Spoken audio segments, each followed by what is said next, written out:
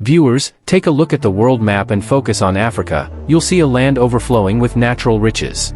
Gold, silver, oil, uranium, iron, copper, diamonds, everything is there.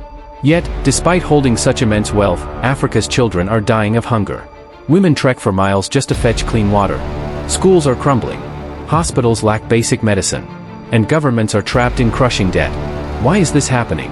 Who's responsible for this injustice? The answer is straightforward: Western imperialist powers. They've been bleeding Africa dry for generations. But now, things are beginning to shift. And at the forefront of this change stands a young African leader. Ibrahim Traoré, a name that's fast becoming a global symbol of hope, defiance, and dignity. At just 35 years old, Traoré has taken a bold step. One that even world powers hesitate to take. He has sent an entire ship filled with gold to Iran. Yes, Iran, the nation that dares to stand firm against the world's strongest powers. The same Iran that has long supported resistance movements in Palestine, Yemen, and Lebanon. So what made Ibrahim Traoré take such a bold decision? Why would the leader of a struggling African nation support a country under global sanctions? To understand this, we must look closer at Burkina Faso, a country many know little about, but one that's blessed with rich mineral deposits. Gold lies beneath its land like buried treasure. For decades, however, France dominated Burkina Faso, extracting gold and resources while leaving the people behind in hunger, poverty, and chains. When Traoré came to power, he immediately cut off all military and economic ties with France. He closed French military bases and brought the country's natural resources under full state control. In one of his speeches, he declared, "We will no longer give our gold to those who exploit us. We will give it to those who stand against injustice. To those who refuse to bow to colonial powers."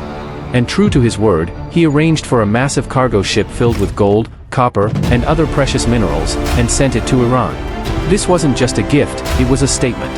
A message that sent shockwaves through Washington, Tel Aviv, and Paris.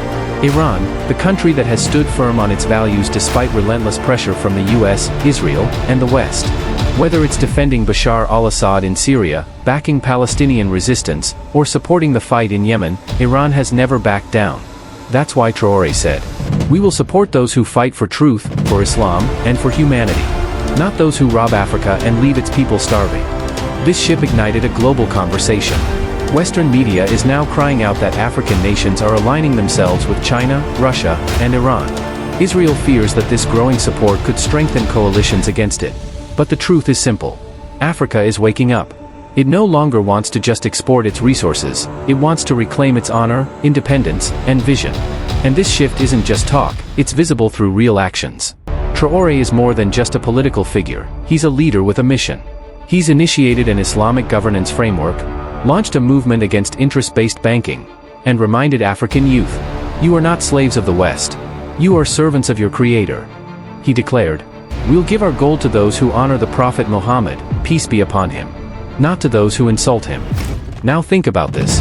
At a time when Iran is under heavy sanctions, its banks are blocked, and its oil trade is restricted. A small African country lays its most valuable resources at Iran's feet. This isn't just generosity. This is pride awakened. It's a spirit rising from the shadows of colonial chains. This is Islam, uniting people beyond borders, race, and language. Iran hailed this act as the greatest expression of solidarity and resistance. In Tehran, people poured into the streets, waving Burkina Faso's flag, chanting Traoré's name, and celebrating Africa's awakening. Iran's prime minister personally invited Traoré to visit Tehran, to strengthen this alliance even further. There are even reports that Iran will now assist Burkina Faso with military technology, drones, missiles, and cybersecurity. And if someone believes this is just the story of one nation, they're mistaken. This moment has shaken the entire Muslim world. From Pakistan to Indonesia, Malaysia to Turkey. Young people are now looking at Ibrahim Traoré as an icon of bravery and asking, "We have resources. We have faith. Then why don't we support nations like Iran? How long will we keep dancing to America's tune? How long will our decisions be made in Washington and London?" The time has come. Time to decide. Will we remain bound by this system of modern slavery? Or will we rise, with leaders like Ibrahim Traoré, to build a new future? A world where gold glows in mosque minarets, where wealth serves humanity, and where unity becomes the crown jewel of every nation. And finally, let me say this. The ship Traoré sent wasn't just carrying gold, it carried a revolution. A vessel of hope, honor, resistance, and vision. It carried the promise of a new dawn. And if we fail to understand this message, we might miss the golden opportunity of our time.